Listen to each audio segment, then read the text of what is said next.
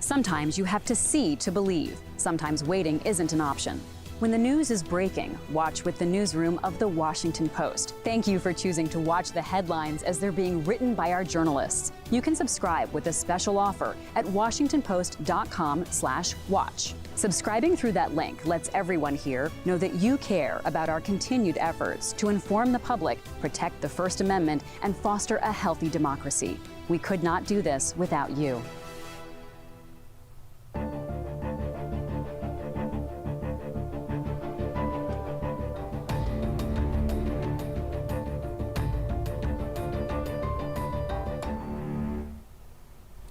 A live look at the White House, where President Joe Biden will address the nation in just a few minutes after a coordinated, deadly attack in Kabul that killed 12 Americans and dozens of Afghans.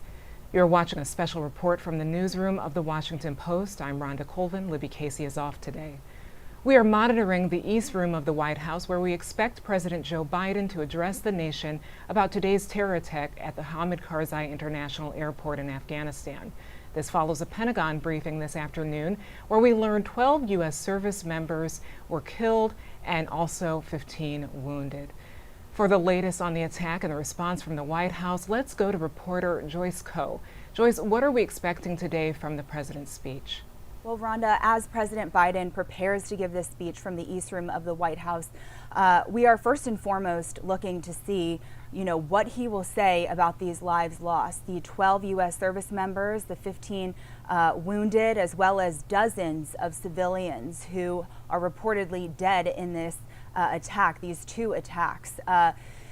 First and foremost, we are really looking to President Biden to see what he will say about that and as he gives his statements to the families of these fallen soldiers. In addition to this, we are, of course, really anticipating what he will say on the status of these evacuations. The Pentagon today in their press conference saying that the evacuations will continue. There are still a lot of questions about how they will be able to do that safely. So we're really anticipating that President Biden could give updates on that as well. In addition to this, this comes at a time when Biden has been criticized heavily for the way that he has done this withdrawal, really. Republicans and Democrats alike have really criticized President Biden for the way that this has taken place. And it also comes at a time when he has been pressured to extend this deadline. The deadline is right now set for 5 days. President Biden released a statement earlier this week saying that he was willing to move that deadline, but at the time there were no plans to, that he wanted to get everyone out as quickly as possible. So in tonight's speech, will we be hearing anything differently from him on that? There are ongoing threats all around that airport, as was mentioned by General McKenzie today at the Pentagon. He said that there are a stream of threats that they are currently monitoring. So what President Biden shares in addition to what we heard from General McKenzie will be really critical in terms of information that we are getting from the ground there. In addition to this, what we heard during the Pentagon briefing earlier was from General McKenzie saying that, quote, he thought that this would happen sooner or later, saying that it was a tragic loss of life, these 12 U.S. service members and the dozens that we know so far, civilians that were killed in these attacks. Biden, during his last speech regarding Afghanistan, really doubled down on his decision to withdraw troops in the way that he did it. And following that, in interviews with cable news networks, we heard him continue to defend his position. And one thing that we will be really looking for today in this speech, of course, very different circumstances with this extremely consequential attack in Afghanistan, is whether or not that tone changes. We are used to seeing President Biden as he has been called the empathizer in chief, and we didn't see as much of that tone in the last speech that he gave on Afghanistan. So will he be more empathetic in tone, and how will he come off in this speech is one of the big things that I will be watching for. Rhonda? Thanks for that, Joyce. I want to bring in Washington Post White House reporter Annie Linsky and columnist James Hohman. Welcome to you both. Annie, let's start with you. Marine General Kenneth McKenzie Jr., the commander of U.S. Central Command, said the attack at the airport was a failure somewhere, given that a suicide bomber got close enough to the U.S. service members to kill 11 Marines and a Navy corpsman. Where was the failure? Well, I think, there's sort of layers of failure to discuss and levels of failure that will be unpacked in the coming weeks and months. I listened to that briefing very closely. It does seem as though the bomber got through, as you point out, several layers of Taliban security before they were able to approach the U.S. service members. So one of the biggest questions that has been we've been putting to the White House all afternoon and will continue to do so is whether or not the United States was wise in deciding to trust the Taliban with any piece of the security operation for American troops and American civilians trying to get out. And that right now is the key focus. But I think that this moment, there have been many, many failures that led up to this particular failure. And Annie, I also want to ask you a little bit about the behind the scenes today at the White House. This was not what they had planned to talk about today. It certainly likely caught them off guard, even though there was intelligence last night that some sort of attack could be imminent there. Could you tell us a little bit about how the White House team is handling this speech? What points do they want to bring across to Americans tonight? Well, absolutely. I mean, the president today was supposed to meet for the first time in the White House with Israel's new prime minister, Bennett. And that bilateral meeting with one of our top allies in the Mideast, I might add, was delayed a day, and that it was going to happen tomorrow because that meeting was scheduled sort of just in the aftermath of this event. And so that schedule, of course, the president's schedule has been completely rejiggered and refocused on Afghanistan. Also, the vice president's schedule has changed too. She is flying back from her trip to Asia and in Hawaii now, as she was planning to go to California to fundraise, to do a campaign event for Gavin Newsom, the governor there, and that has been taken off of her schedule, and she's instead flying directly back to Washington. So there absolutely has been a kind of last minute scramble to get the world's leaders up to speed, and they're obviously monitoring these events quite closely. But that has been the story of the last 2 weeks or so at the White House. This is a time that Biden was supposed to be on vacation. Plans had been drawn up for cabinet secretaries to fan out across the country and sell the infrastructure deal that that's moving forward. And that was the message for late August. So sort of at every level here, whether it's kind of from the broader picture to exactly today, there has just been an absolute scramble. And this is a White House in crisis. This is a White House that is not controlling a narrative at all. It's a White House that is responding, day to day, and in this case, hour to hour, to events on the ground that they have very little and really to lessening control of. And James, I want to bring you in. Let's just talk about the big picture here. How significant was this attack today? How does this sort of change the game, especially when we're talking about these evacuations that need to be wrapped up in a matter of days?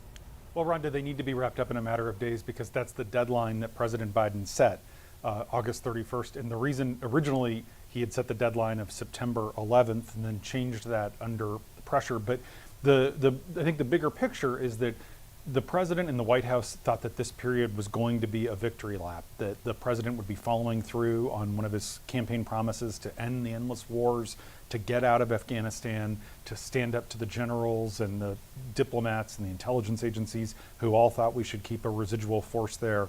And instead, this has become a nightmare and a tragedy. The fact is, this is an extraordinarily risky operation, and we've known that. It felt inevitable that Americans were going to end up dying as a result of this operation, but the fact that it was foreseeable and foreseen doesn't make it any less tragic or any less problematic for the president. The Biden, as he goes to give the speech, Rhonda, he's so used to playing the role of consoler in chief. That's part of the job he's best at. His whole life and career defined by tragedy and loss. He is typically very strong in these kinds of moments where people have passed away. You think about his reaction during COVID. But this is a situation where there's obviously a lot of finger pointing. It is incredibly politicized. It's a humiliating moment for the United States writ large. And there are a lot of questions that the president needs to answer. Meanwhile, as that is all swirling here in Washington, there are still hundreds of Americans who need to get out of Kabul before this deadline, which the White House is sticking to, not to mention thousands more Afghans who have been reliable allies of our troops for the last 20 years. Yeah, and James, you brought up the consoler-in-chief moniker that Biden has had. He's often the person who has gone to, talk to shooting victims, and he definitely, at the beginning of his administration, made sure to mark the deaths of COVID victims. So if we pair that with what we've seen with him so far this week, where he has doubled down on his message that a painful withdrawal was inevitable, but we have to do it. We have to meet this deadline. How is he going to, or is he going to change course today when he comes on? I'd be surprised. The challenge is it's just a messy situation. There's no good outcome at this point. The United States isn't going to reinvade Afghanistan. There are a lot of kind of unsavory deals that the administration feels like they had to make in order to get our people out. And there's going to be years of hearings and backbiting and books and lots of questions about, why did Bagram Air Base get closed? Why did the troops abandon that? A place that was much more secure than the Kabul public airport. That was a decision that the military made because President Biden said that there couldn't be more than a set number of troops by a certain date, and the military couldn't both secure Bagram Air Base and secure the Hamid Karzai airport and the American embassy, and so they pulled back from the military base. And these are things Biden isn't going to answer for tonight, but this is going to be a big stain on his presidency, and the best thing he can do right now is to try to kind of narrate what's going on, narrate the steps that are being taken to limit the damage, to protect Americans going forward, and then ultimately to get out in a way that doesn't leave Americans stranded. And Annie, I'd like to pose that question to you as well. Do we have any sense if Biden is going to balance this comforter-in-chief role and also keep that hard line about getting out of Afghanistan? Yeah, I mean, I just want to absolutely piggyback on what James said about this sort of awkwardness that Biden must sort of balance in his speech. I mean, the president has in his breast pocket a card that on one side contains his schedule for the day, and the other side has the number of war dead in Afghanistan and the number of COVID deaths. Today is the deadliest day in Afghanistan for U.S. troops since August 2011. So that number that he has been carrying around in his pocket, that grew significantly today. And I think that, we can expect the president to reference that. I think we can also expect him to reference his son, Beau Biden, who served in Iraq, not Afghanistan, but nonetheless was a real tie to him, to the troops, and was a conduit to military families. And many of whom have been close to the Bidens, and has been a way for them to connect and sort of keep a connection alive to their son who died tragically of brain cancer. So I think that's the empathy side of it. But James is right. I mean, Biden has doubled down on this decision, and every time he has come out to speak to the public, he has tried to say that the messiness and the chaos you're seeing, that's not my fault. That's the fault of the Afghan, the situation on the ground in Afghanistan, and the messiness of a civil war. And this is why exactly we need to get out. It shows how chaotic it is. And he's trying to use these images as sort of bolstering his decision to leave.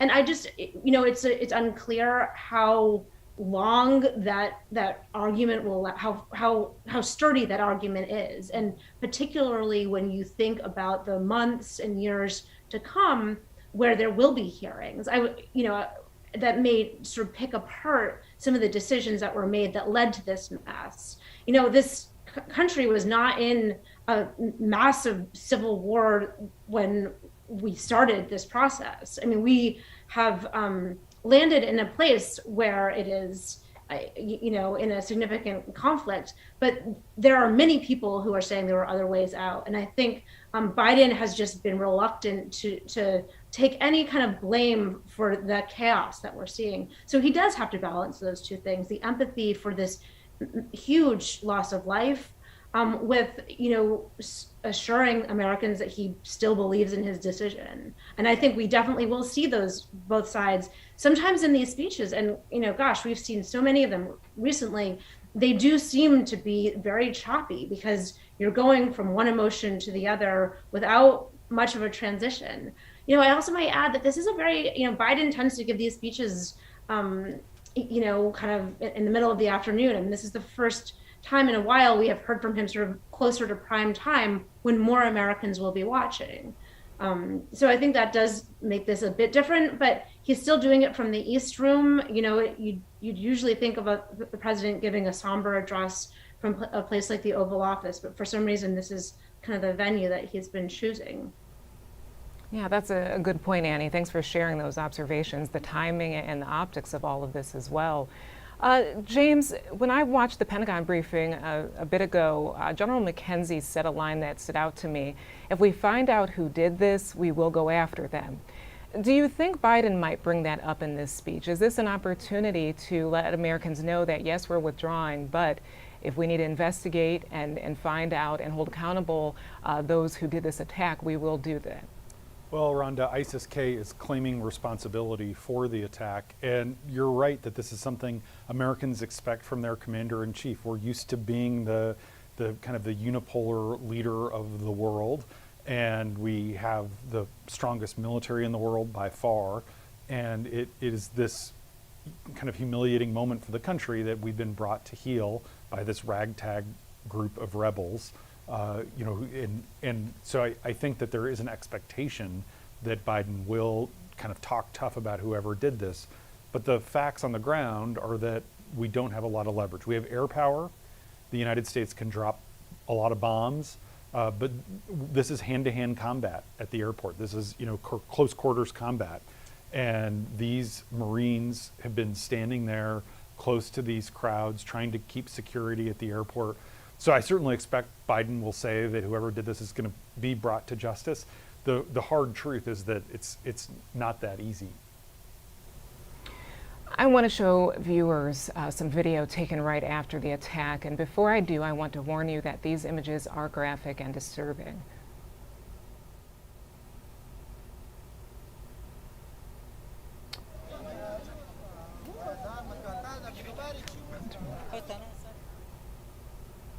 Oh, we'll go to President Biden right now. This evening in Kabul, as you all know, terrorists attacked that we've been talking about and worried about, that the intelligence community has assessed, has undertaken an attack by a group known as ISIS-K. Took the lives of American service members, standing guard at the airport, and wounded several others seriously. He had also wounded a number of civilians, and civilians were killed as well. I've been engaged all day in constant contact with the military commanders here in Washington, the Pentagon, as well as in Afghanistan and Doha. And my commanders here in Washington in the field have been on this with great detail, and you've had a chance to speak to some so far. The situation on the ground is still evolving, and I'm constantly being updated. These American service members who gave their lives, it's an overused word, but it's totally appropriate here, were heroes. Heroes who've been engaged in a dangerous, selfless mission to save the lives of others. They're a part of an airlift, an evacuation effort unlike any seen in history, with more than 100,000 American citizens, American partners, Afghans who helped us, and others taken to safety in the last 11 days. Just in the last 12 hours or so, another 7,000 have gotten out. They were part of the bravest, most capable, the most selfless military on the face of the earth. And they're part of simply what I call the backbone of America. They're the spine of America, the best the country has to offer. Jill and I, our hearts ache, like I'm sure all of you do as well, for all those Afghan families who lost loved ones, including small children, or been wounded in this vicious attack. And we're outraged as well as heartbroken. Being the father of an Army major who served for a year in Iraq, and before that was in Kosovo as a U.S. attorney for the better part of 6 months in the middle of a war. When he came home after a year in Iraq, he was diagnosed, like many, many coming home, with an aggressive and lethal cancer of the brain. We lost. We have some sense, like many of you do, what the families of these brave heroes are feeling today. You get this feeling like you're being sucked into a black hole in the middle of your chest. There's no way out. My heart aches for you. But I know this. We have a continuing obligation, a sacred obligation to all of you, families of those heroes. That obligation is not temporary, it lasts forever. The lives we lost today were lives given in the service of liberty, the service of security, the service of others, in the service of America. Like their fellow brothers and sisters in arms who died defending our vision and our values in the struggle against terrorism. Of the fallen this day, they're part of a great and noble company of American heroes. To those who carried out this attack, as well as anyone who wishes America harm, know this: we will not forgive. We will not forget. We will hunt you down and make you pay. I will defend our interests and our people with every measure at my command.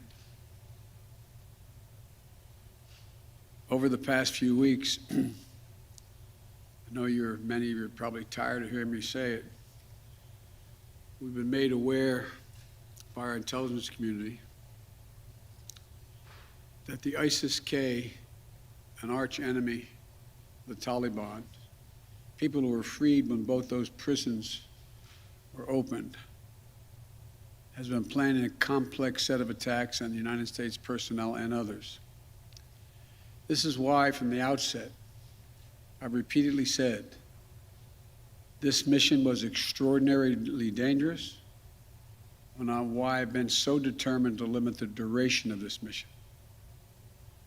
As General McKenzie said, this is why our mission was designed, this is the way it was designed to operate.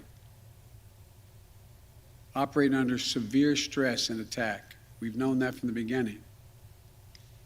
And as I've been in constant contact with our senior military leaders, and I mean constant, round the clock, and our commanders on the ground throughout the day, They made it clear that we can and we must complete this mission, and we will. And that's what I've ordered them to do. We will not be deterred by terrorists. We will not let them stop our mission. We will continue the evacuation. I've also ordered my commanders to develop operational plans to strike ISIS-K assets, leadership, and facilities. We will respond with force and precision at our time, at the place we choose, in the moment of our choosing. Here's what you need to know. These ISIS terrorists will not win. We will rescue the Americans in there. We will get our Afghan allies out, and our mission will go on. America will not be intimidated, and I have the utmost confidence in our brave service members who continue to execute this mission with courage and honor to save lives and get Americans, our partners, our Afghan allies out of Afghanistan. Every day when I talk to our commanders, I ask them what they need. What more do they need, if anything, to get the job done? As they will tell you, I granted every request. I reiterated to them today on 3 occasions that they should take the maximum steps necessary to protect our forces on the ground in Kabul. And I also want to thank the Secretary of Defense and the military leadership of the Pentagon and all the commanders in the field. There has been complete unanimity from every commander on the objectives of this mission and the best way to achieve those objectives. Those who have served through the ages have drawn inspiration from the book of Isaiah, when the Lord says, "Whom shall I send? Who shall go for us?" The American military has been answering for a long time. "Here I am, Lord, send me.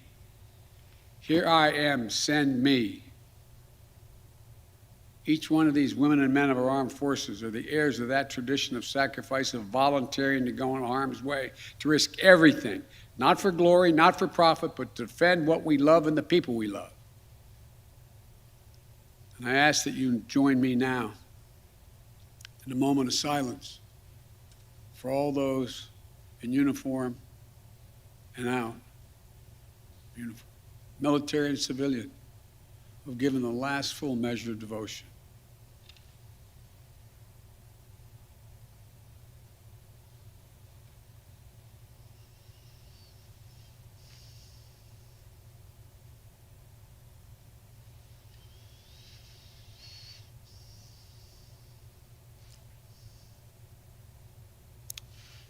Thank you. May God bless you all, and may God protect the troops and all those standing watch for America. We have so much to do. It's within our capacity to do it. We just have to remain steadfast. Steadfast. We will complete our mission, and we will continue after our troops have withdrawn to find means by which we can find any American who wishes to get out of Afghanistan. We will find them and we will get them out. Ladies and gentlemen, they gave me a list here. The first person I was instructed to call on was Kelly O'Donnell of NBC. You have said leaving Afghanistan is in the national interest of the United States. After today's attack, do you believe you will authorize additional forces to respond to that attack inside Afghanistan? And are you prepared to add additional forces to protect those Americans who remain on the ground carrying out the evacuation operation? I've instructed the military, whatever they need, if they need additional force, I will grant it. But the military, from the chairman of the Joint Chiefs, the commanders in the field, have all contacted me one way or another, usually by letter, saying they subscribe to the mission as designed, to get as many people out as we can within the time frame that is allotted. That is the best way, they believe, to get as many Americans out as possible, and others. And with regard to finding, tracking down the ISIS leaders who ordered this, we have some reason to believe we know who they are, not certain, and we will find ways of our choosing without large military operations to get them, wherever they are. Trevor, Reuters. Thank you, Mr. President. There's been some criticism, even from people in your party, about the dependence on the Taliban to secure the perimeter of the airport. Do you feel like there was a mistake made in that regard? No, I don't. Look, I think General McKenzie handled this question very well. The fact is that we're in a situation, we inherited a situation, particularly since, as we all know, that the Afghan military collapsed 11 days before, in 11 days, that it is in the interest of, as McKenzie said, in the interest of the Taliban that, in fact, ISIS-K does not metastasize beyond what it is, number one.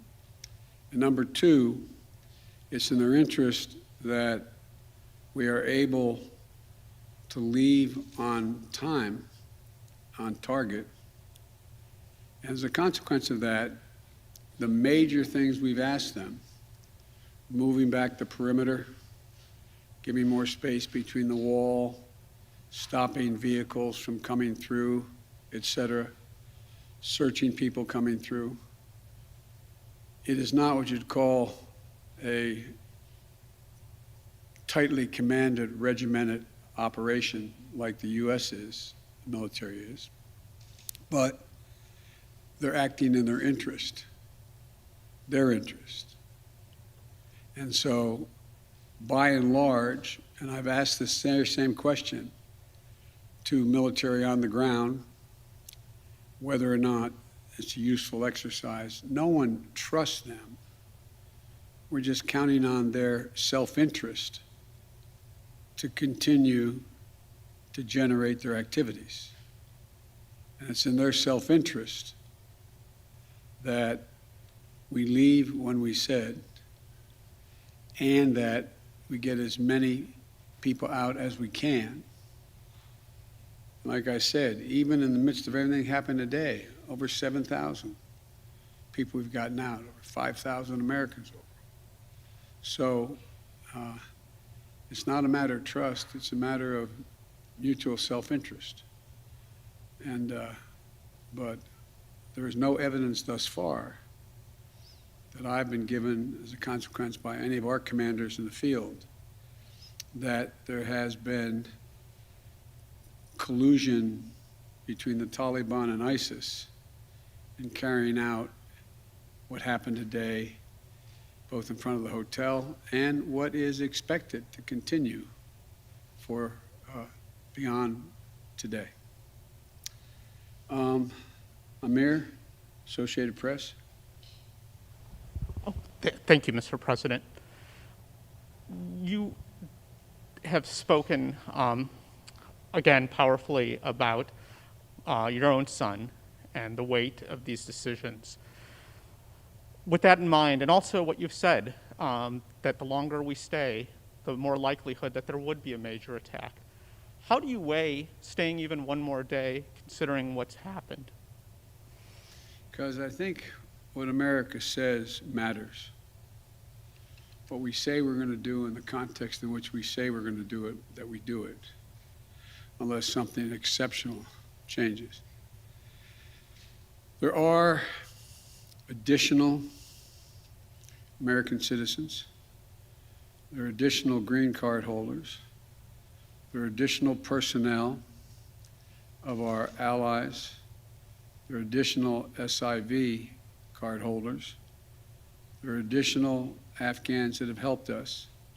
And there are additional groups of individuals that have been contacted us, from women's groups to NGOs and others, who have expressly indicated they want to get out and have gathered in certain circumstances in groups, on buses and other means, that still presents the opportunity for the next several days between now and the 31st to be able to get them out.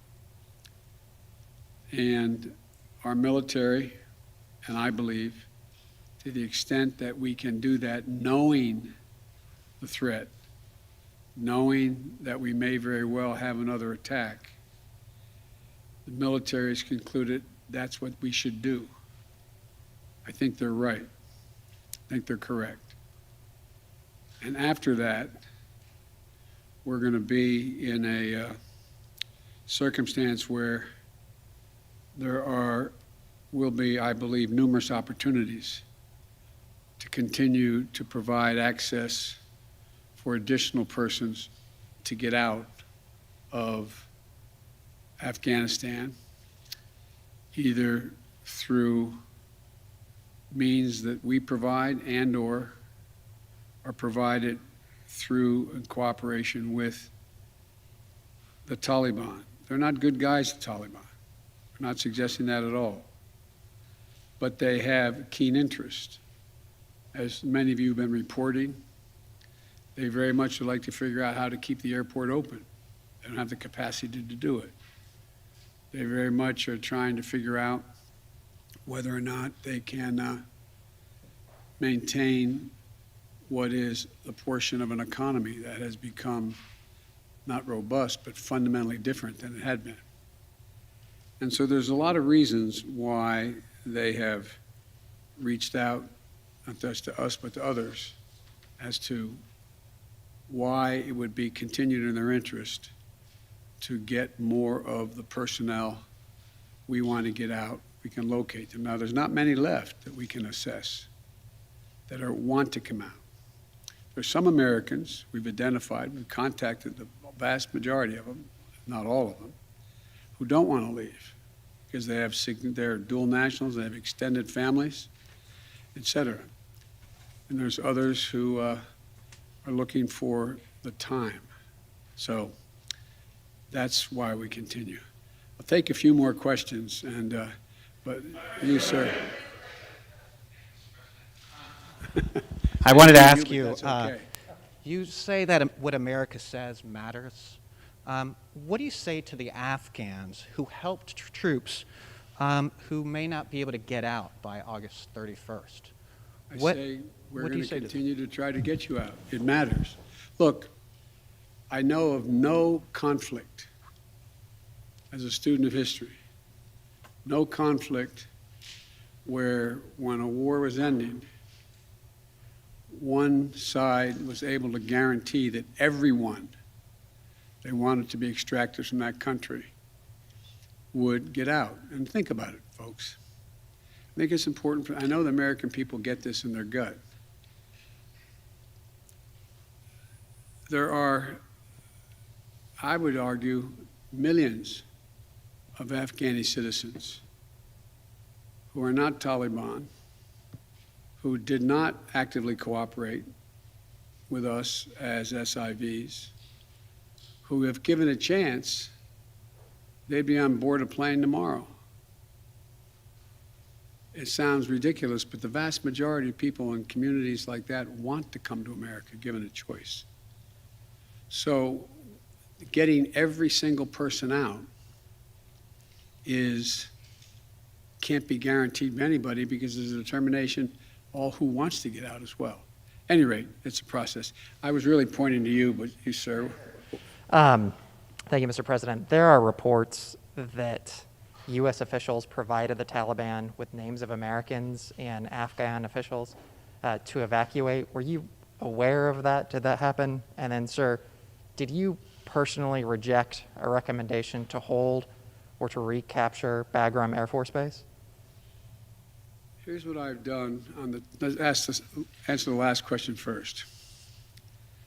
On the tactical questions of how to conduct an evacuation or a war, I gather up all the major military personnel that are in Afghanistan, the commanders, as well as the Pentagon.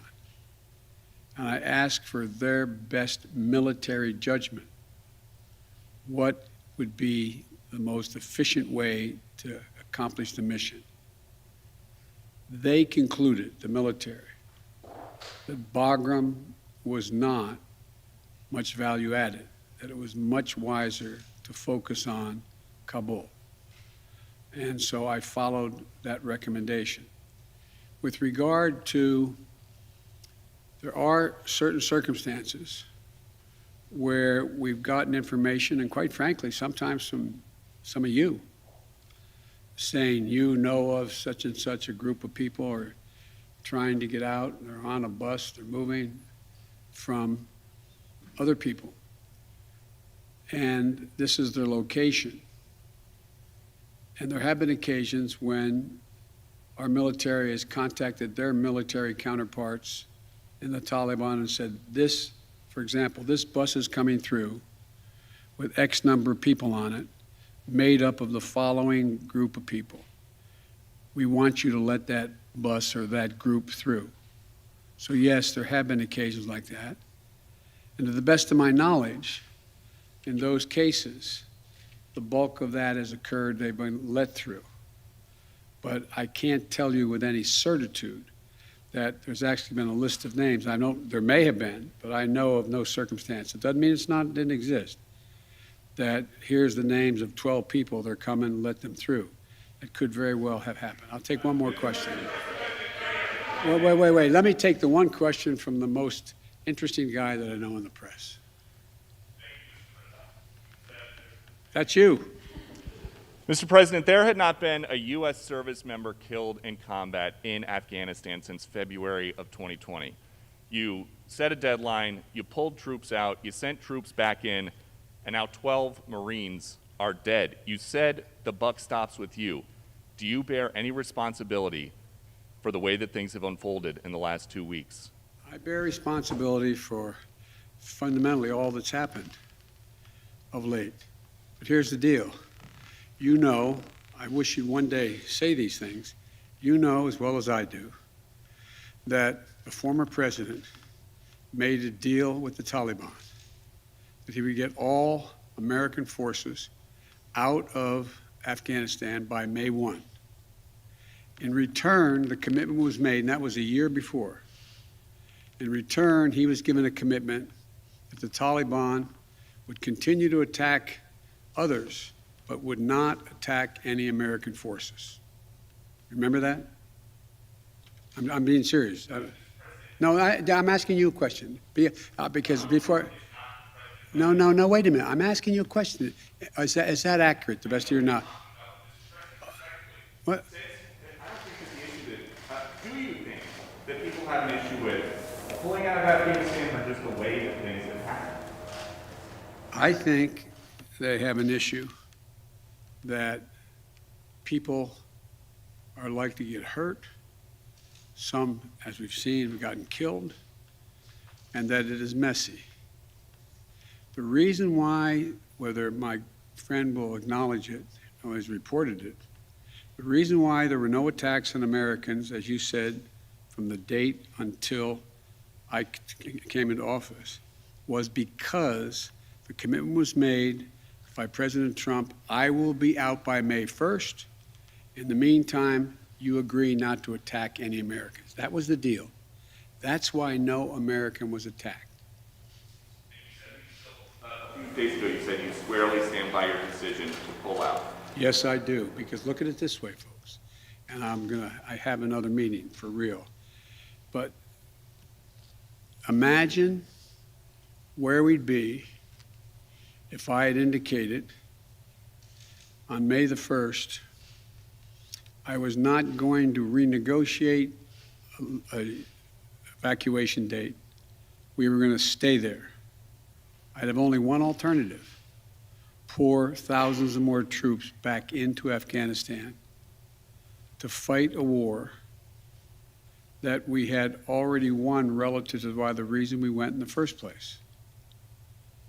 I have never been of the view that we should be sacrificing American lives to try to establish a democratic government in Afghanistan, a country that has never once in its entire history been a united country and is made up, I don't mean this in a derogatory, made up of different tribes who have never, ever, ever gotten along with one another.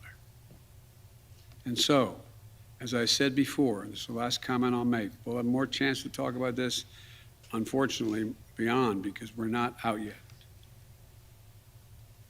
If Osama bin Laden, as well as al-Qaeda, had chosen to launch an attack when they left Saudi Arabia out of Yemen, would we have ever gone to Afghanistan? Even though the Taliban completely controlled Afghanistan at the time, would we have ever gone? I know it's not fair to ask you questions, it's rhetorical, but raise your hand if you think we should have gone and given up thousands of lives and tens of thousands of wounded. Our interest in going was to prevent al-Qaeda from reemerging, first to get bin Laden, wipe out al-Qaeda in Afghanistan, prevent that from happening again. As I've said 100 times, terrorism is metastasized around the world. We have greater threats coming out of other countries, a heck of a lot closer to the United States. We don't have military encampments there. We don't keep people there. We have over-the-horizon capability to keep them from going after us.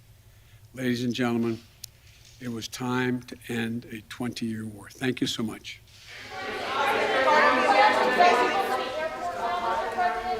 A somber president on a difficult day for Americans at home and abroad. I'm Rhonda Colvin, and you are watching a special report from the newsroom of The Washington Post. For those of you catching up on today's headlines, U.S. Central Command said today that 12 U.S. service members were killed and 15 injured when 2 suicide bombers detonated bombs outside the Kabul airport. President Biden's address tonight expressed sorrow and pledged payback. The president also expressed a commitment to continue the withdrawal. With me right now is political reporter Joyce Coe and Washington Post columnist James Hohmann. Joyce, what were your takeaways from the president's remarks? Well, Rhonda, this was really a speech that was a balancing act of sorts. On one hand, you had President Biden showing a more empathetic, somber tone, holding a moment of silence for the U.S. service members and their families. And then on the other hand, we got a very aggressive, direct, sort of strongly worded version of Biden on the second part of his speech before he opened it up to questions. He started his remarks by talking about the 12 service members who were killed in today's bomb attacks and the 15 service members who were injured.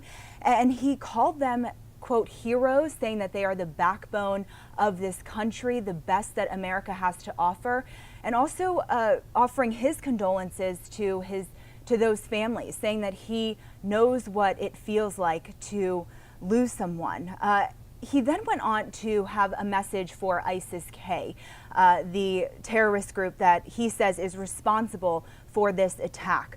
He said very pointedly to those who carried out this attack, quote, "We will not forgive, we will not forget, we will hunt you down and make you pay." He went on to say that, quote, "We will not be deterred by terrorists and that the mission will continue."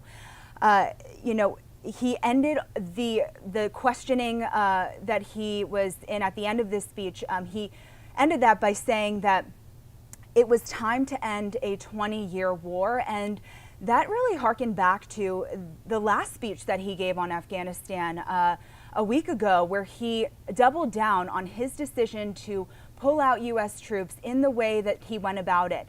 It sort of left some questions because he did not talk about whether or not he would be extending this August 31st deadline of when all U.S. troops are apparently supposed to be out of Afghanistan by. And that really left some questions up in the air, especially as the Pentagon today, Rhonda, said that there are, quote, extremely active threats that they are monitoring, and including potential suicide car bombers. That they are trying to expand the territory around the Kabul airport, talking to the Taliban to try to negotiate that. So there are a lot of questions still after this speech, but really a balancing act in tone from President Biden tonight.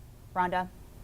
Yeah, and let's bring in Post columnist James Hohmann. James, what were your takeaways from that speech? As Joyce mentioned there, it was a little bit of a different tone. We've heard the president for the last 2 weeks say that he is sticking with this deadline, that he is committed to getting all Americans and our allies out, but we're leaving, and that he has stood by that. And of course, he said it again today, but it was a different tone, not a different stance, but a different tone. Absolutely, Rhonda, and you were right going in that he would vow retribution, take a hard line, say that we're going to give no quarter to ISIS-K, essentially say that the U.S. is going to be attacking ISIS-K targets. But it felt like he was trying to have it both ways, in the sense, what Joyce called a balancing act is exactly right. He's trying to say the mission will go on, we're not going to be deterred by terrorism, but then also saying the mission is going to wrap up in basically the next 72 to 96 hours in the coming days, that he's going to follow this deadline. It was interesting that he went out of his way to say that he does not trust the Taliban, which is potentially a problematic thing for him. You saw him sort of deny some reporting that the Taliban has a list of who to let through at the checkpoints. Instead, he made the case that it's in the Taliban's self-interest to let Americans and our allies out, and that he's not trusting them. Ultimately, though, my takeaway from that press conference especially, which was pretty illuminating and a good window into what he's thinking, was that he is passing the buck on a lot of this. When he was asked by Steve Doocy, right at that final question, do you take responsibility? He said, of course I take responsibility, but, and then he went on to blame Donald Trump, to say that this was the generals, to say that this was an unwinnable war, and a host of other things that ultimately made it seem like he is not taking responsibility for this crisis on the ground in Kabul. Joining me now is the Post's Dan Lamothe, who covers the U.S. military and the Pentagon. Thanks, Dan, for joining us. You've been closely covering the U.S. military for years. Talk to us a little bit about what you've seen in the past few weeks in terms of the stress this operation has put on the military. It's an exceptional amount of stress put on the military. Just in terms of the sheer number of planes, people, the threats, all of this are serious, significant things. And one of the, I think, points of frustration for folks who had asked straightforward, hard questions over the last couple of weeks is I feel like over and over again, there were quite a few times where at least certain members of the Biden administration downplayed the threat. They pointed out that there had been 0 U.S. casualties. This could have happened at any point. And I think in a private moment, they would acknowledge that. We still run the risk of aircraft collisions. We still run the risk of another attack. This is a very serious, ugly, messy operation. And Dan, you've written a lot about the families of those U.S. troops who were lost in Afghanistan. Have you heard from them? And if so, what are they saying? It's been pretty somber today. I had a story on the front page of the paper today that had kind of walked through feelings from 4 different Gold Star families. Politically, those families were very different, but even prior to today, they were all struggling with what they had seen. They were all struggling with the idea that their loved one died in Afghanistan under a variety of circumstances. But squaring that against the images of the Taliban taking Kabul so quickly, the United States of America struggling to adjust, struggling to work with an organization that has killed, hundreds or thousands of Americans over, the last handful of years. I mean, that the Taliban is that. Many of us have been shot at by the Taliban, present company included. This is not an easy thing. And Dan, I'm just thinking ahead to next week, the day after the deadline, next Wednesday.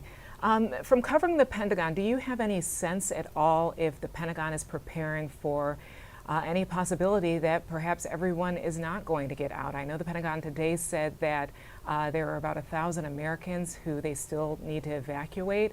We only have a few days. So are you hearing anything at all about any sort of contingency planning, or what comes next if that deadline isn't met? I think when it comes to the Americans left, there's a group that they'll probably be able to get to reasonably quickly in the next 72 hours. Plans that have already been arranged.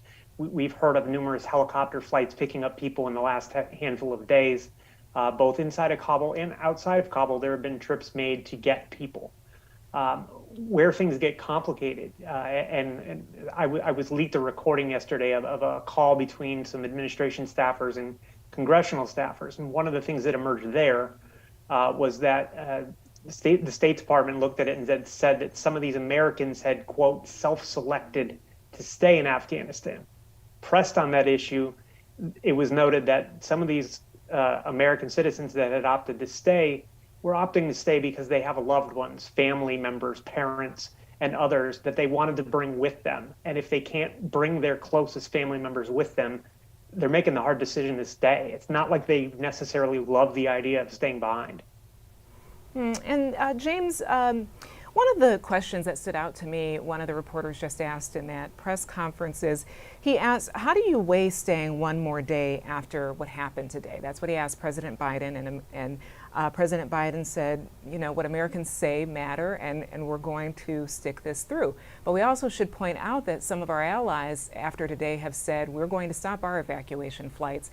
Canada said so. There were other allies with the European Union. Do you think the president gave anyone any comfort there when he said we're going to stay, we're going to stick this out? I don't think he gave anyone comfort, Rhonda. I think that this is just a messy situation and he's trying to make the best of it. It was reminiscent, that answer, of how Ronald Reagan responded after the Marine barracks were bombed in Beirut in the 1980s, when there was sort of a similar projection from the White House, I believe also from the East Room, where it said, you know, we're not going to back down, we're going to stand our ground, we're not going to be deterred by terrorists, sort of the same kind of tough talk we heard from President Biden. But then pretty soon after, the U.S. withdrew all of its forces from Lebanon because it was stuck in the middle of the civil war, didn't want to be further drawn into it. But there was a desire to save face so that it doesn't look like the United States is turning tail. And that, I think, is the balancing act that the president's going to have in the coming days, because ultimately that not everyone is going to be out by August 31st. And so there are going to be hard decisions about pulling out troops, evacuating personnel. And then I think this is one of those things that's going to end up going on for months and years, because it's just, Dan was saying, you know, there's these American citizens who are making these hard choices to stay because relatives can't come with them. And ultimately, they will have some kind of legal claim to get out. Will the Taliban let them? How is the Taliban going to engage with the U.S. going forward? This isn't something that's just going to sort of be done on August 31st. These are going to be thorny questions in American diplomacy for years to come. Dan, as someone who has covered this situation on the ground, what struck you today about the situation at the airport and the attacks?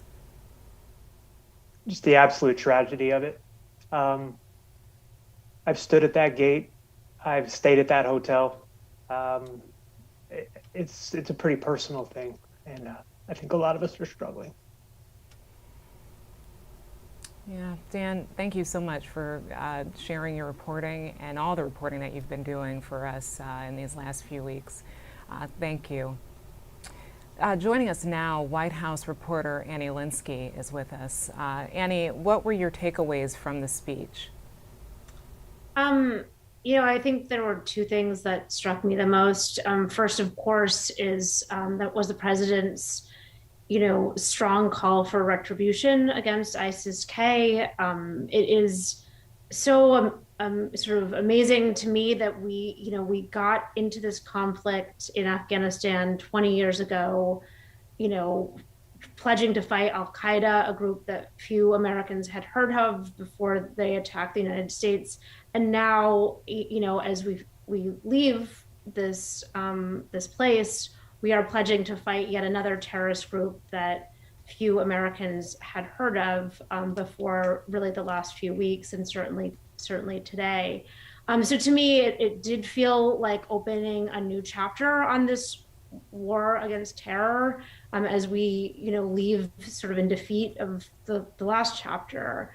So for me, that was something that was very jarring. The other piece is you really saw it just now, the president, offering, in addition to the empathy, somewhat of a cold-hearted view of what it looks like when you leave a conflict zone in defeat. And I'll just, I pulled it up to read it. And this is a new message from the president. He said, "I know of no conflict.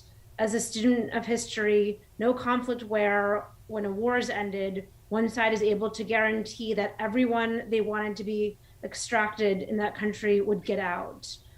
President Biden said, in the last few weeks, he's been saying something very different. He's been saying every American that wants to get out will get out. He's been saying the translators will get out. He's been saying vulnerable Afghans will get out. And, slowly those assurances have sort of eroded over the past few weeks. They've been less sure. They've been less, he said it with less confidence. But today, really, he was acknowledging the reality that, the United States will leave people behind who do desperately want to leave. And I just want to let everyone know we are waiting for the president's press secretary to come out and answer additional questions to members of the press corps there. I want to go back to you, Annie, for just a few questions. Oh, here Jen Psaki is. Let's listen to this. I know you all have heard from General McKenzie today, as well as the president, but obviously I wanted to provide the opportunity to answer additional questions from all of you. Just one thing to note at the top, as a mark for respect, starting today, the United States flag will be flown at half-staff at the White House and upon all public buildings and grounds, at all military posts and naval stations, and on all naval vessels of the federal government in the District of Columbia and throughout the United States and its territories, and possessions until sunset on August 30th, 2021, in honor of the victims of the senseless acts of violence in Kabul, Afghanistan. With that, Amr. Thanks. Just a few minutes ago, one of my colleagues asked a question about what the president would say to Afghans who fear they won't get to leave. The president said getting every single person out can't be guaranteed of anybody. Was he lowering expectations for a smaller but still significant population that's trying to get out, that's still there? That wasn't his intention, Amr. I think what he was conveying is that at a time where the Taliban is taking over the country, certainly not our preference, as you all know well, it is not going to be possible for every single Afghan, millions potentially, who want to leave Afghanistan to be evacuated. At the same time, I think you also heard the president make clear that there is not an end to our commitment to getting American citizens out, who are not ready to leave, and to getting partners out and those who have served alongside the United States over the last 20 years. And just real quick on the Taliban, they are in charge of the perimeter. For the suicide bomber to get in, they would presumably have to get beyond a Taliban guard. So why isn't the Taliban in part responsible for what happened today? Well, I think General McKenzie addressed this earlier this afternoon, and he made clear, and I understand your question is slightly different from that, but I think it's worth repeating and important to repeat, that we don't have any information at this point in time, and that has not changed over the last couple of hours to suggest that the Taliban had knowledge of or was engaged in or involved in this attack. Obviously, what happened today and the loss of lives of U.S. service members, of Afghans, is a tragedy, is horrific, is one of the worst things, if not the worst thing we've experienced during President Biden's time in office. But again, we don't have any additional assessment at this point in time. Go ahead. Just a few things, Jen, to clarify. Thank you. He talked about the ongoing mission to get people out after the 31st. But to be clear, as of tonight, is it still the plan to get all U.S. forces out by August 31st? Nothing has changed on that timeline. Okay. Did the president, based on his public comments over the last few days, did the president see this coming? Well, I think what you have seen the president say, and many members of our military and our national security team say, is that we have been closely watching and assessing the threat of ISIS-K. and that we have had increasing concern about that threat growing over the last couple of days. So this has been a concern that we have been watching, and we saw, of course, the tragic events happen today. And what does today's attack say about the U.S.'s ability to keep the terrorist threat in check once the U.S. pulls off military forces out of Afghanistan? Because this is something he talked about in early July when he reiterated what the plan was. You're right, and I appreciate that question. I think it's important for people to know and understand that the threat that is posed by having thousands of U.S. military on the ground, still currently on the ground, implementing a mission, committed to a mission, as you heard General McKenzie and the President also say, that is a threat. They are a target. People gathering around the airport, that is a threat, that is a target. But ISIS's ability to target individuals who are on the ground in Afghanistan is very different from ISIS's ability to attack the United States and attack the homeland. And we will maintain and continue over the horizon capacity with presence and partnership with countries in the region to ensure that they don't develop that ability. Do you know yet if he would go to Dover to greet the caskets of those that were killed? I'm certain the President will do everything he can to honor the sacrifice and the service of the lives who were lost today. I will note you didn't ask this question, but some others have asked it, and he didn't have the opportunity to ask it. So let me answer it to provide you an update on. I know some have asked about whether he's called the family members, and for those of you who have covered this, you know the process. But for those of you who have not, or people who are watching at home, the process would first go through the Pentagon. There is a next of kin notification process. I know General McKenzie spoke to this earlier today. That is the process that is still underway at this point in time. Until that process concludes, the President would not make a call because that's the first step in the process. And then in terms of additional steps such as Dover, of course, he would consider and want to be a part of any means of honoring the lives that were lost today. Go ahead. Thank you, Jen. General McKenzie described this, one of the explosions at the Abbey Gate happening at a point after someone had been searched by the Taliban.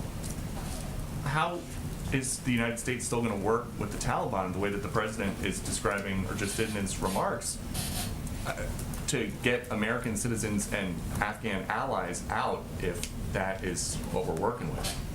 Look, I'm not trying to sugarcoat what we think of the Taliban. The Taliban they're not a group we trust. They are not our friends. We have never said that. It is also the reality that the Taliban controls large swaths of Afghanistan. And to date, because of coordination with the Taliban, we've been able to evacuate more than 104,000 people, save 104,000 lives.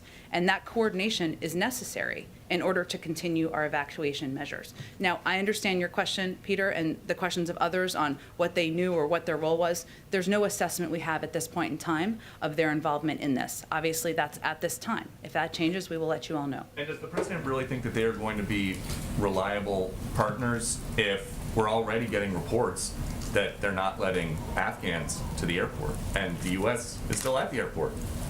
Well, I think you mean after the 31st or moving over the next couple of days? Well, we've heard that it's already happening. So does he think that's going to get Well, better? I'd note also that, as the President just said, more than 7,000 people have been evacuated over the course of the last 12 hours. That is while there was an active attacks that were happening. Those are individuals who were let through gates, who were let onto planes, and got us well over 100,000 people who have been evacuated. Again, this is not about trust.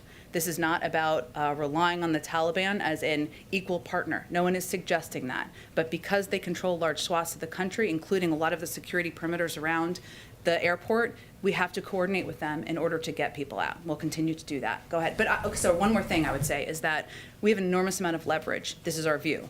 Over time. That includes economic leverage. It includes leverage that we will make clear to the Taliban as it relates to coordination, continue to get American citizens and our partners out. Go ahead. Jen, there have been reports of explosions happening throughout the afternoon in Kabul, or evening now, obviously, and some reporting to indicate that this is the beginning of a process of the U.S. military beginning to destroy equipment on the ground. Can you confirm that that's what's taking place?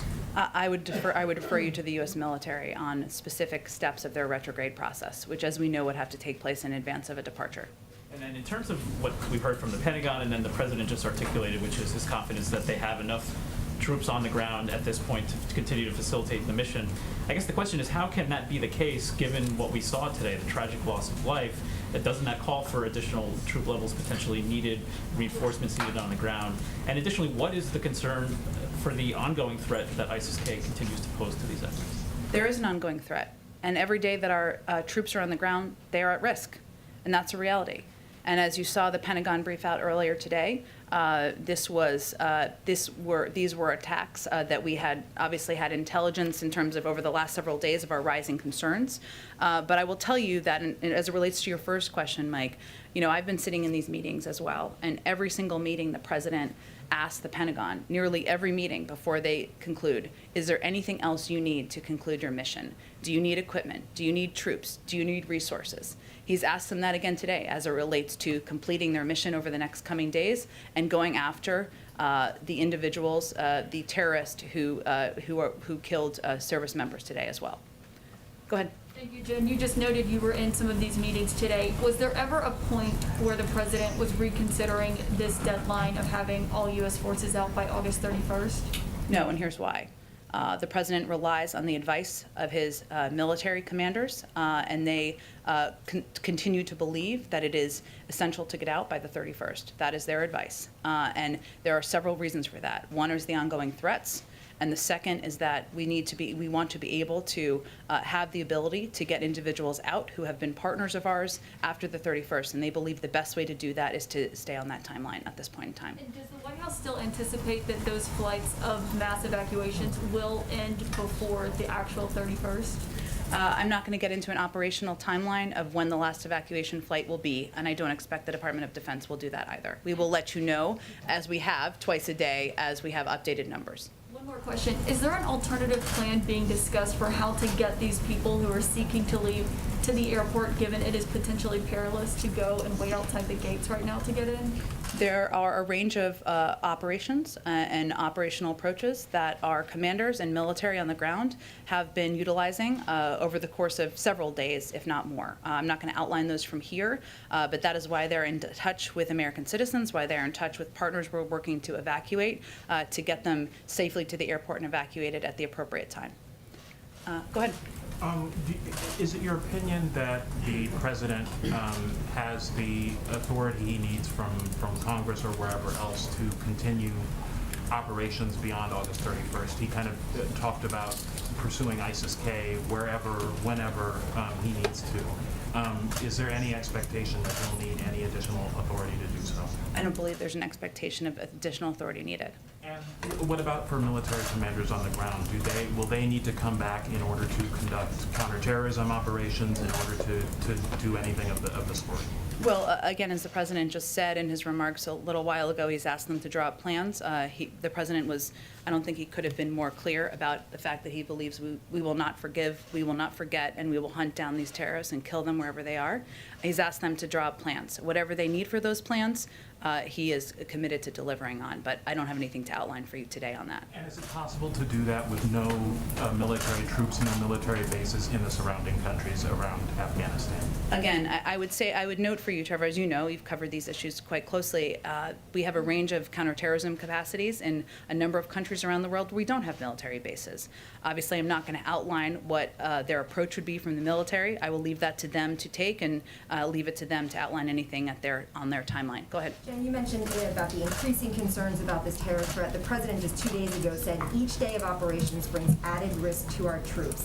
Today we saw the deadly consequences of that. If the risk grows tomorrow and keeps growing the next day and beyond that, how should Americans feel about this operation continuing right now for the coming days? Well, I would say first, you heard General McKenzie convey clearly that they had every intention of continuing this evacuation mission over the coming days, and that they plan for incidents of these kind, to the degree that they can. They have every intention to continue. The president has regular consultations every day, multiple times a day on days like this, about how they see the circumstance on the ground. But that is our expectation at this point in time, that it will absolutely continue over the coming days. And can you give us some details about how the president spent his day? He was scheduled to get briefed in the 9 o'clock hour by his national security team, and that's when the first reports were coming in of this. Walk us through what he did over those coming hours, just some color behind the scenes today. Sure. For people who are watching, color means additional details of what he was up to.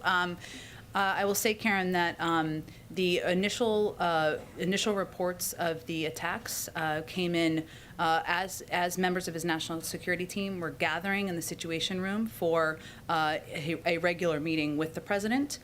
So they were just gathering and sitting down. So those and gathering in the room, those initial reports came in at that time. As the president arrived in the Situation Room, one of the first updates he received, of course, was about the attacks on the ground in Kabul. This was a developing situation, as it has been through the course of the day and through the course of his briefing with his national security team this morning. His commanders on the ground also and in the region gave regular updates as they learned more information. Once he left the Situation Room, those updates proceeded through the course of the day. He's been in constant contact with his national security advisor, his Secretary of State, Secretary of Defense, and military commanders, both here and in the region throughout the course of the day, receiving updates on what's happening on the ground. Was there ever a second meeting of that entire national security team with the president in the sit room again? No, this was just regular ongoing contact with members of his national security team through the course of the day. Just to clarify, since you said you were with him, how was he? How was his mood? How was he in dealing with with the incoming information? How was he in asking the questions of military commanders, etc.? Well, I would say that anyone who's watched the president up close, which is most of you, knows that the putting the lives of servicemen and women at risk and those decisions that you have to make as commander-in-chief weigh heavily on him.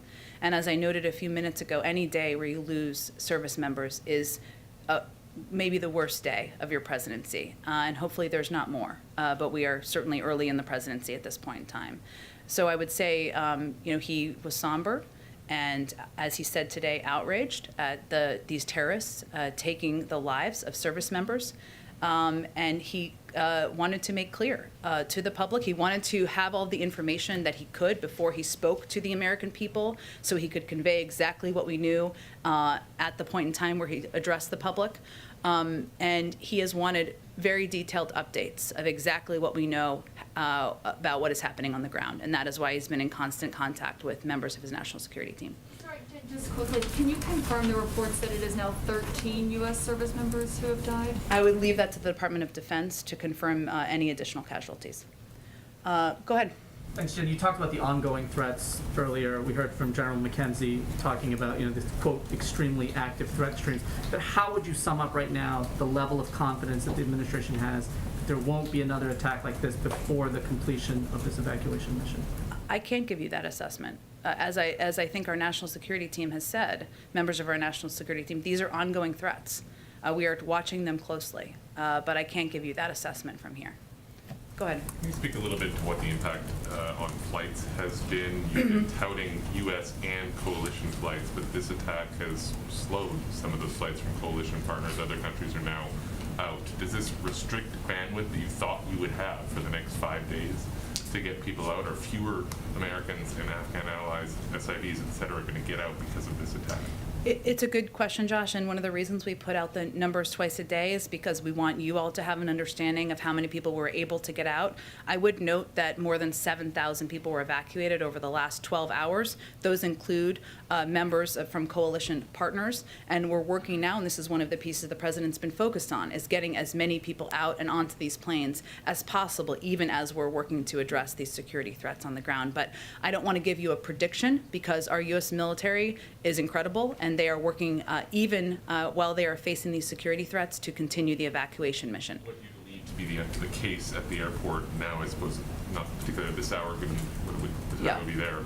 Can Americans go? Should Americans go? Are Afghan SIVs getting through Taliban checkpoints and to the airport? Are you still discouraging them from doing that? What is the situation on the ground in that perimeter? Again, Josh, I would say that we are giving very specific direction to individuals, American citizens and others, on when they should come to the airport, where they should meet, how they should come to the airport. We're obviously not going to outline or detail those from here or in any public manner, but that is certainly the direction we would be giving to people, to pay attention to the security alerts and to pay attention to notifications and contacts they're receiving from us or coalition partners.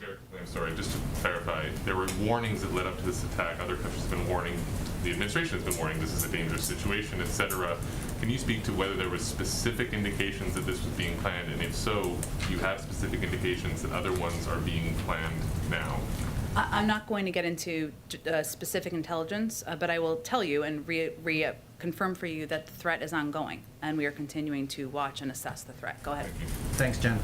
President Biden has spoken a lot about the need to end the forever wars. How do you end, how do you end the forever wars in Afghanistan if you are still, or if the United States is still continuing to attack ISIS-K? Well, first I would say this is a specific case today where 12 individual service members and 15 who were wounded today. And certainly I would expect any president of the United States would be clear that he will avenge those deaths and the acts of terrorists. And I don't think that came as a surprise to anyone. But the president stands by, as he outlined to all of you just in the last hour, his commitment to bringing an end to this war, as he has implemented over the course of the last month. And what we're talking about here is avenging these deaths from terrorists. We're not talking about sending tens of thousands of troops back for an endless war that we've been fighting for 20 years. If I may ask a bit of a related question to Josh. When the Obama administration was bringing in Syrian refugees, there was a lot of pushback from various states and locales about refugees coming into their communities. How do you see that situation this time around? Is this going to be different, or do you anticipate those same kind of pushback and hard feelings? We will see. But I will tell you that what we have been working to do is to work closely with governors, with localities, with local leaders, to give them detailed briefings on what our vetting process looks like, what the background check process looks like before any individual comes into the United States. And that is a background check process that's thorough before they are allowed to come in and step on U.S. soil.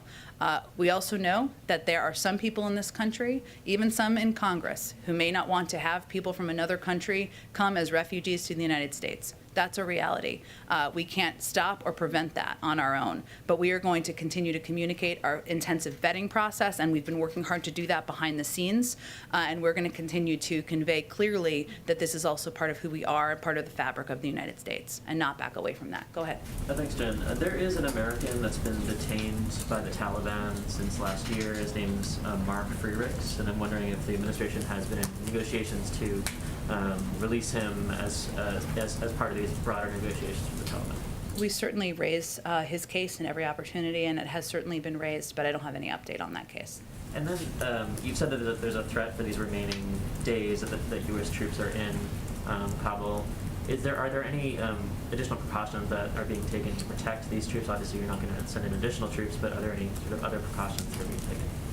I don't think I'm going to get into operational details of what is happening on the ground. Certainly, there are steps taken to protect our troops on the ground by the commanders who are leading the efforts on the ground. Go ahead in the middle. Oh, go ahead. Thank you, Jen. Just last week, the president said the following. We made clear to the Taliban that any attack on our forces or disruption of operations at the airport will be met with swift and forceful response. Was this an attack? Were our forces targeted? Was this at the airport? Were our operations disrupted? And if indeed it was, would this qualify as a swift and forceful response? I think the president just addressed exactly that when he said we will not forgive, we will not forget, and we will hunt you down.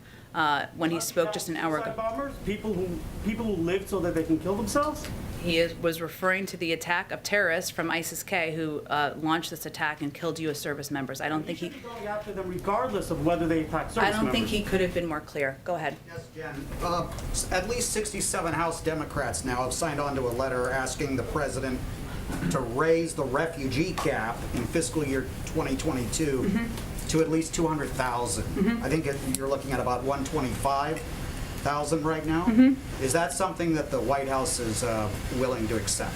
I have not talked to the president about this specific question. What I will tell you is that what we are trying to do is get our muscles working again, both in our systems and the incredible refugee groups that are working on welcoming refugees from around the country and working on getting our vetting processes and systems around the world that need to be in good shape in order to welcome refugees, to get as many as we can. But I have not had a conversation with him about raising the cap beyond the 125. As you said, I'm happy to do that. Go ahead, Eli. Given that Kabul has been the only departure point in the country, I wonder if the administration knows how many of the American citizens left, the green card holders, SIVs, that are in the country still are outside of Kabul, and if there have been or may be in the future efforts to go out and rescue people from those more far-flung places. Yes. On your latter question, I'm not going to get into more details and will continue to be. On your former question, the vast majority are within the Kabul vicinity. But as the State Department provided an update a little bit earlier today, but I know there's been a lot happening today, so let me just reiterate a couple of these numbers. Of the 1,500 that they briefed on yesterday, roughly 500 have been evacuated. And so we're talking about roughly an additional 1,000 that we believe remain in Afghanistan. The vast majority, over 2/3, informed us they were taking steps to leave, and we are in touch with. That is what we are working through and what we are focused on every single day. So just to be clear, you're saying that those missions, even if you have to be vague about it, they have taken place at times? I'm not confirming if they have or haven't. I'm just going to convey to you, I'll leave that to the Department of Defense. What I will tell you is that we are committed to getting American citizens home and out of Afghanistan should they want to leave. And that includes people around the country. Go ahead. Thanks, Jen. Earlier today, General McKenzie said that right now they are focused on other active threats to U.S. service members there on the ground. Are all the threats the U.S. is currently facing from ISIS-K? Are there other groups that may be bad actors? I'm just not going to detail additional information about ongoing live threats. Do we know if the president still feels as though the chaos and the violence that we've seen there on the ground in Kabul was all unavoidable, even at this point? You mean from about 11 days ago? Yes. Well, I would say, and I've spoken to this a few times, if we go back to 11 days ago, if that is your specific question, we certainly didn't anticipate that the leadership, the Afghan government would leave in the manner or would topple in the manner and the timeline that they did, or that the Afghan National Security Forces would cease to protect the airport and parts of Kabul. That is not what we anticipated in that timeline. That is true. What I will say and reiterate again is that within 24 to 48 hours, we had secured the airport, and since then we've evacuated more than 104,000 people. Thank you. Go ahead. How would you describe the relationship right now with the Taliban in light of the attack, and are they still helping out with security? What's their relationship right now? Again, this is not a friendship or a relationship where there is trust. It's based on trust, but we are continuing to coordinate to move American citizens, to move Afghan partners and our allies out. And the fact that we have evacuated 7,000 people in the last 12 or 13 hours now is evidence of that. Go ahead. Thanks, Jen. So 2 Republican senators so far have called on the president to resign over the attacks in Afghanistan today. What's the White House's response to that? I would say first, this is a day where U.S. service members, 12 of them, lost their lives at the hands of terrorists. It's not a day for politics, and we would expect that any American, whether they're elected or not, would stand with us in our commitment to going after and fighting and killing those terrorists wherever they live, and to honoring the memory of service members, and that's what this day is for. Go ahead. Hi. Thank you. Yesterday, when I was leaving the White House, I spoke to a group of men at the White House gate who said that they were service members here in America in our armed forces, various branches. They had their photos on posters, and they are seeking help for their families. We've prioritized which groups we are helping, namely those who have helped us in the mission, but they are not, they're currently in military, but they are not people who fit the description or the criteria for getting assistance. However, in our interview, they told me that they are getting assistance. Can you speak to this prioritization and who really is eligible to get assistance going forward, considering what happened today? I know you've already spoken to it, but can you drill down a little bit to make sure people know who we are allowing into the country at this point? I'm not sure that I totally understand your question, but let me do my best. American citizens, which I assume these U.S. service members are. They serve here in our country. They're from Afghanistan, and they have family members there. So they said they went to the State Department, and the State Department was helping them get their family members in, and they wanted to get attention so that other people in their situation could get their family members in. And they didn't seem to fit the criteria, so I'm just asking you to clarify. Are you concerned that we're helping the family members of people who have fought by our side for 20 years, helping them come to the country once they've been through a thorough vetting process, or what's the root of your question? No, the root of my question is consistent information for those who need help. So I've been doing some reporting around people getting correct information about the process. So I want to be able to say in my reporting, if you meet these qualifications, you are the folks who can come into the country. And I think a lot of people want to know that information. Does that make sense? I think we've been very clear, Mona, that U.S. citizens, their family members, some of those are dual nationals. Many of them who are left are dual nationals. Some of them may have lived their whole lives in Afghanistan. Immediate family members, that means spouses and children.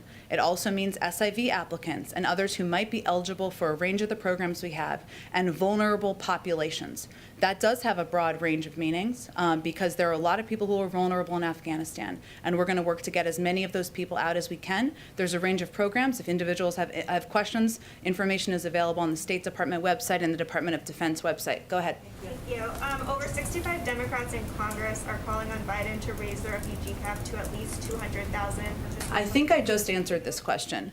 Oh, and another one, sorry. Okay. And then the president had cited intelligence data earlier in the speech that ISIS-K would be planning attacks on U.S. personnel for quite some time, and that was in part why he was trying to get everyone evacuated by August 31st.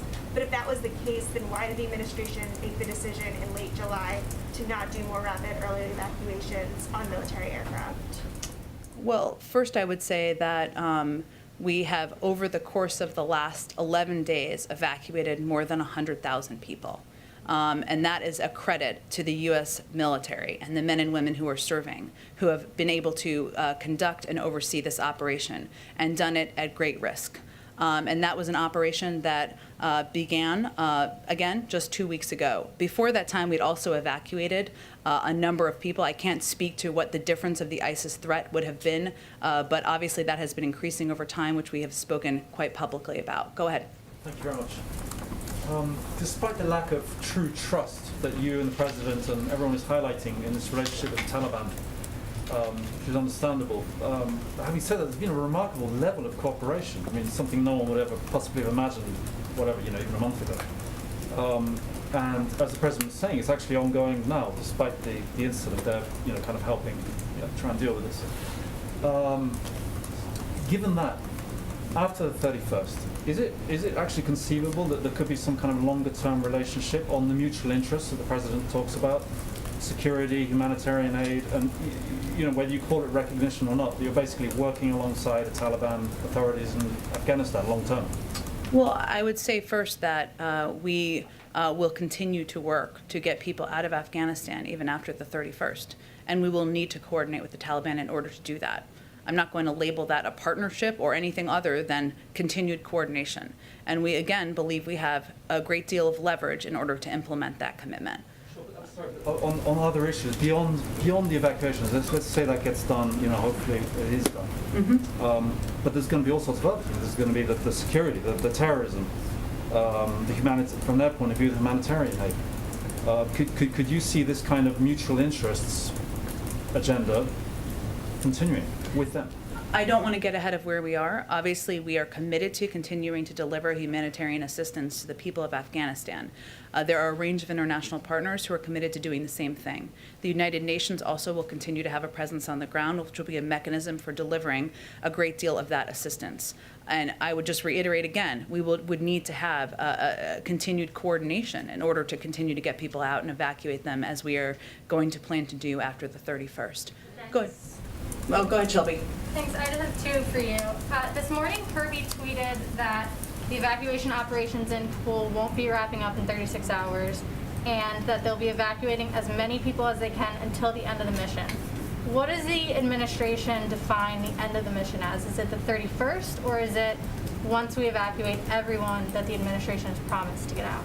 The end of this mission, yes, the 31st. But our commitment to getting American citizens out who may not be ready to depart continues. There is no deadline on. There's no end of that timeline, I should say, to getting our Afghan partners out. And I think he put out that tweet. John Kirby, as the Pentagon spokesperson, put out that tweet because there was a great deal of reporting that was inaccurate, that we were ending evacuation flights tomorrow, and that is not accurate. And then just one more. The president promised earlier that they'll continue to get any American who wishes to get out of Afghanistan out even after the 31st. How is the administration going to ensure the safe evacuation for U.S. citizens without troop presence when, even with troop presence, we just saw this attack happen? Well, again, over the last 11 days, we've evacuated 104,000 people, including the vast majority of Americans who are in Afghanistan. But our commitment does not end, right? We are continuing to work to get every American citizen who wants to leave out before the 31st. We will need to continue to coordinate with the Taliban in order to get people to the airport and out from the airport. Those operational details and discussions are ongoing, and as we have more to report to all of you, we will provide that information. Go ahead. Thank you, Jen. Moments ago, you said that the commitment doesn't end at the end of the month, and that despite August 31st, the commitment remains. During his remarks moments ago, the president said that we were going to try and get, quote, as many people out as we can. Is he trying to prepare the American public for a sort of harsh reality that some Americans might still be left on the ground there when we leave? There are some Americans who may not have decided to leave by the 31st. That is possible. Many of these Americans who remain are dual citizens. They may have extended family members, 20 family members, 30 family members, others who they want to bring with them, and they're not ready to make that decision yet. Our commitment to them does not end. We will continue to work to get them out. But his objective and focus and laser focus, which he asked for many updates a day on, is getting every American who wants to leave out now in the next few days. That is what our U.S. military is working to deliver on. Jen, go ahead. A quick follow-up to that. What are those Americans supposed to do on September 1st? We have been reaching out, in touch with every single American who has reached out to us and we have contact for via phone, email, text, WhatsApp. That will continue. That will continue. But our focus right now is on getting every single American who wants to leave out in advance of the 31st. Jen. Go ahead. Jen, given that you had intelligence about the attack, even as I understand it, down to the very gate, but weren't able to stop it, what hope do you have of thwarting further attacks that the president told us just now, and I quote, were inevitable? And if not, isn't the decision to stay potentially the wrong one, is my first question. I got a quick follow-up. Sure. Well, I would say first that General McKenzie spoke to this earlier today, our version of this question, which is a very good question. And what he conveyed clearly is that they are committed, our U.S. military is committed to continuing the mission despite the fact that there are daily risks and despite the fact that there are ongoing threats. That speaks to their courage, that speaks to their commitment and their service to this country. Obviously, anything they need, anything that the national security team needs, our military commanders on the ground need to thwart, to prevent these attacks, to go after terrorists, they will be granted. But I'm not going to get into more details than that. And just secondly, you mentioned earlier, I think in an answer to Caitlin, that there were other operations or methods of getting Americans to the airport, particularly given what's happened today. What will you do for the thousands or tens of thousands of Afghans with and without visa papers who were finding it impossible to get to the airport prior to the attacks today and who will now be presumably even more full of fear and confusion as to how they can possibly get out? What do you say to them? We are also in touch with many, many of them, and we are giving them clear instructions on where to meet, when to come to the airport, how they can get out and evacuated from the country. We are also mindful in providing security threats when warranted, as we did last night, to prevent a large gathering that would be a greater attraction to terrorist threats. But we are, for individuals who are eligible for our programs, whether they are SAV programs, P1, P2 programs, other vulnerable Afghans, we are continuing to work to get as many out as we can, and we will continue to work with our partners and allies to continue to get them out. Yeah. Go ahead. Can I follow up on that? It seems like right now Americans and Afghan allies still in Afghanistan are facing two choices. Either they stay where they are and risk being hunted down by the Taliban, or they try to get to the airport and risk being blown up by ISIS. How does this evacuation mission continue without evacuees risking their lives? We are in direct contact with every American citizen we have contact information for. Email, phone, text, WhatsApp, and we are working with each of them and their families on an individual basis on how to get them evacuated to the airport and evacuated. That's the process. I'm not going to get into more details about how that works because it's not in their interests. It's not in the security interests of our troops or the individuals we're trying to work to get evacuated. Go ahead all the way in the back, pink shirt, yeah. Has Joe Biden spoken with any foreign leader after the attacks in Kabul? Today, I will have to check on that for you. That's a great question. I'm not sure he has today, but I will check on that for you. And as you all know, he's going to be meeting with the Prime Minister of Israel tomorrow. Okay, thank you, everyone. Is the president report having Secretary Austin focus on a stand down to address extremism in the military, or Martin Milley? White House Press Secretary Jen Psaki offers a strong commitment to continuing the American withdrawal from Afghanistan after a deadly day in Kabul for American service members. I'm Rhonda Colvin, and you are watching a special report from the newsroom of The Washington Post. With me this evening, political reporter Joyce Coe and Washington Post columnist James Hohman. Joyce, what have we learned in the last hour from the president and also from Jen Psaki, his press secretary? Well, Rhonda, this press briefing by Jen Psaki was in large part a reiteration of what President Biden had said in his remarks just moments before this press briefing took place, really reiterating the top line message. Biden saying that we will not forgive, we will not forget, we will hunt you down and make you pay. And this was a message to ISIS-K, the terrorist organization that President Biden said was responsible for the attacks at the Hamid Karzai airport today. That attack took place at what is known as the Abbey Gate, and there were some questions surrounding how exactly this suicide bomber was able to get into the airport past numerous security checkpoints and arrive at that gate and put U.S. troops at risk. Clearly, at least 12 of them that we know of so far have died in that attack. And Jen Psaki was asked about this, and she reiterated what the Pentagon had said earlier today about there being an Afghan troop checkpoint, there being a Taliban checkpoint, and there clearly was some security failure.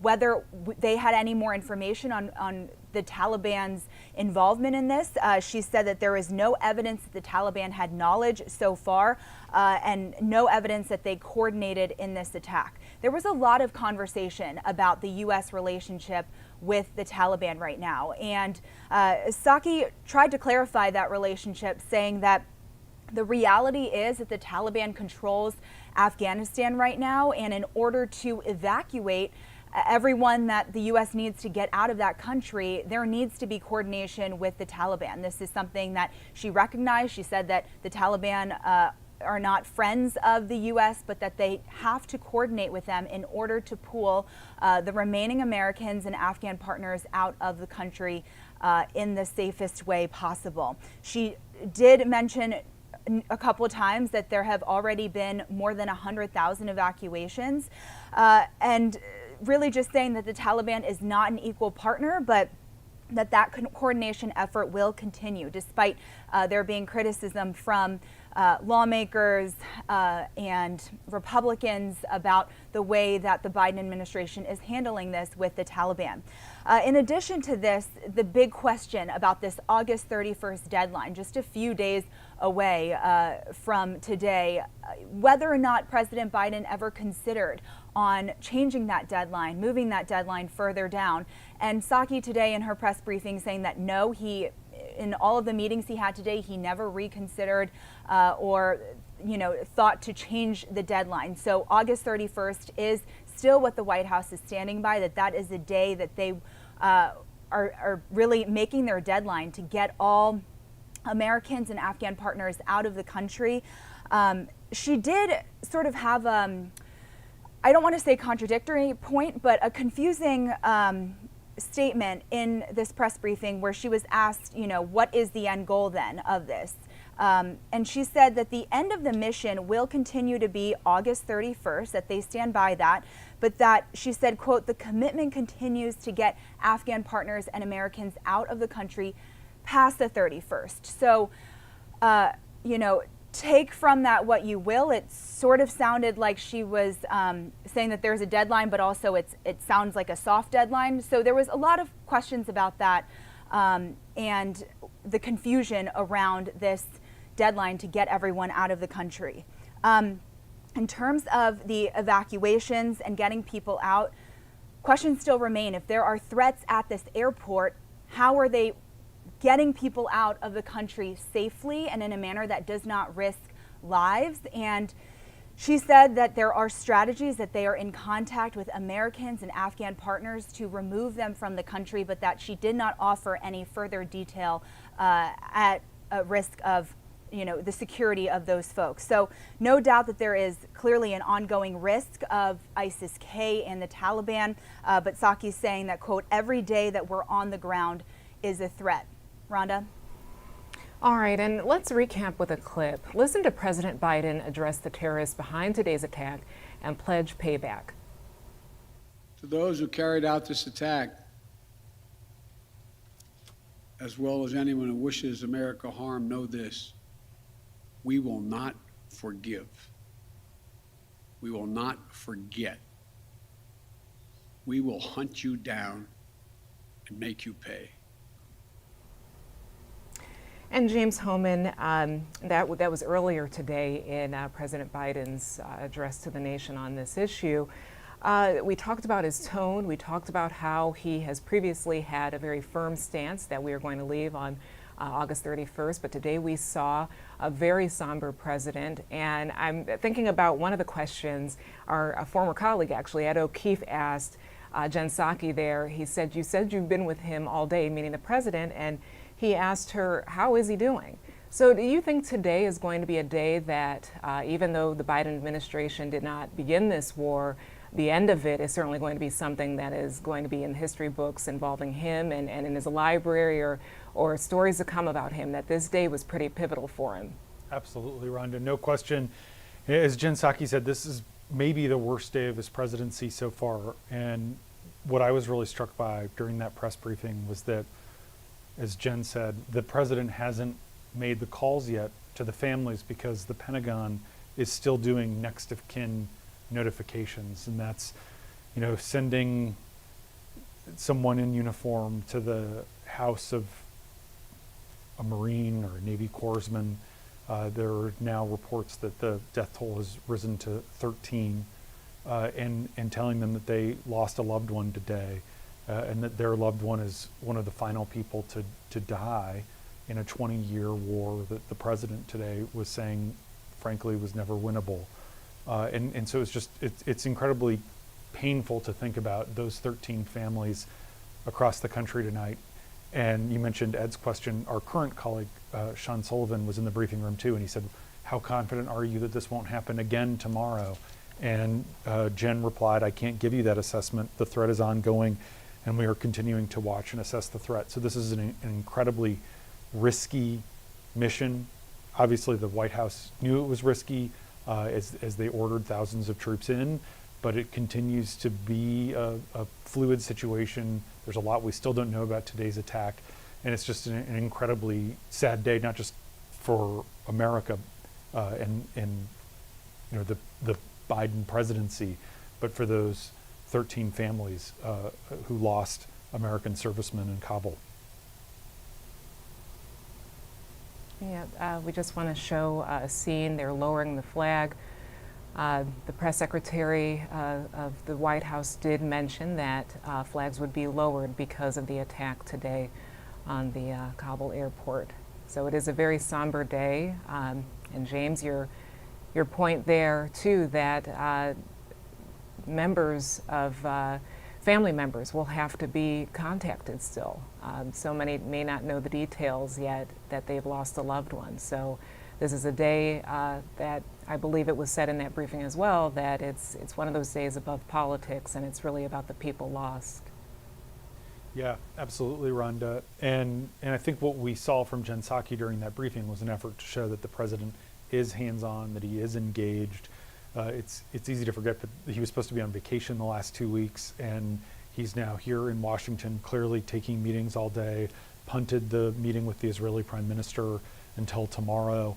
This is obviously something that has the ability to be defining for his legacy, and he is certainly going to be judged, even though he didn't make the initial deal with the Taliban, even though he didn't start this war, he voted for it. This is the end of wars is often what people remember, and we heard the president himself say, as a student of history, he knows how hard the end of wars can be. And James, just any final thoughts about what we've heard today, specifically final thoughts from that press briefing that we just listened to? You know, this is being run out of the White House now, and I was surprised kind of by how much the president has tried to put on the generals. You know, the military told me this, the military recommended this, I went along. This is you know, we have a civilian control of the military in the United States, and the president is elected by the people and makes the decisions. The military didn't want to fully pull out. They wanted to keep a residual force of a couple of thousand troops. Ultimately, the president made the decision to follow through on his campaign promise, which people overwhelmingly support, according to polls, to end this war, and now all of us together are experiencing the consequences, and there will continue to be more consequences. And this is certainly a developing story that we'll keep watching. I want to thank my colleagues at home and abroad who have been reporting on this important story. Please stay with the Washington Post, as we will be continuing to ask questions and get you the facts at this difficult time. I'm Rhonda Colvin. Have a good night.